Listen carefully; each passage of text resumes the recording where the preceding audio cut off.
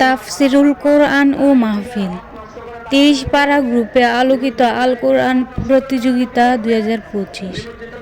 প্রধান অতিথি আমিন উর রশিদ হাজী ইয়াসিন।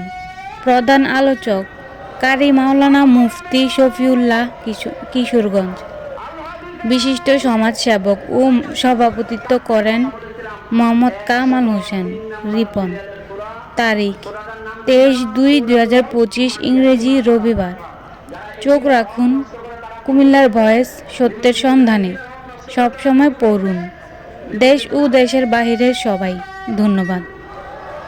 গুণানন্দী মধ্যমপাড়া মদিনা জামে মসজিদ কর্তৃক আয়োজিত ৪০তম বার্ষিক তাফসিরুল কোরআন ও ৩০ পারা গ্রুপে আলোকিত আল কোরআন প্রতিযোগিতা ২০২৫ মাহফিল ২৩শে ফেব্রুয়ারি রবিবার সকাল ৯ ঘটিকা থেকে মধ্যরাত পর্যন্ত।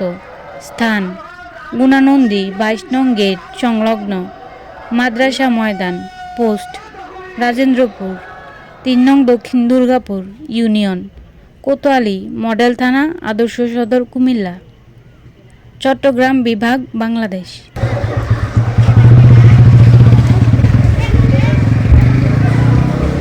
আমাদের প্রধান অতিথি উপস্থিত হয়েছেন, সকলকে আলহামদুলিল্লাহ। সকলকে না বাবা, আমরা খুশি না দাদা? খুশি হলে সবাই করে একসাথে বলে আলহামদুলিল্লাহ, আলহামদুলিল্লাহ। সম্মানিত উপস্থিতি, আমি কথা বলছিলাম সূরাতুল আসর থেকে ৬০ শ্রেণীর মানুষ ক্ষতিগ্রস্ত নয়। আর এখানে কারা কারা ক্ষতিগ্রস্ত, এখানে ২২টা পয়েন্ট বলেছি।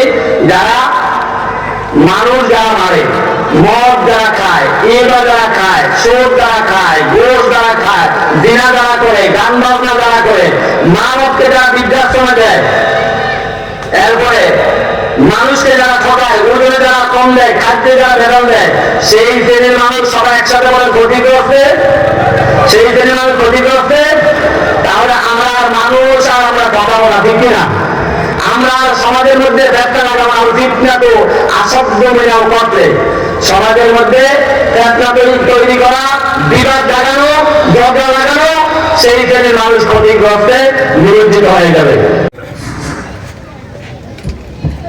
যারা রাস্তায় দাঁড়িয়ে আছেন, মেহরবানি করে আমরা একটু অনুগ্রহ করে, দয়া করে, মায়া করে, মহব্বত করে বলছি, আপনারা আমাদের প্যান্ডেলের নিচে বসে। আমরা অনেক সুন্দর বসার ব্যবস্থা করেছি।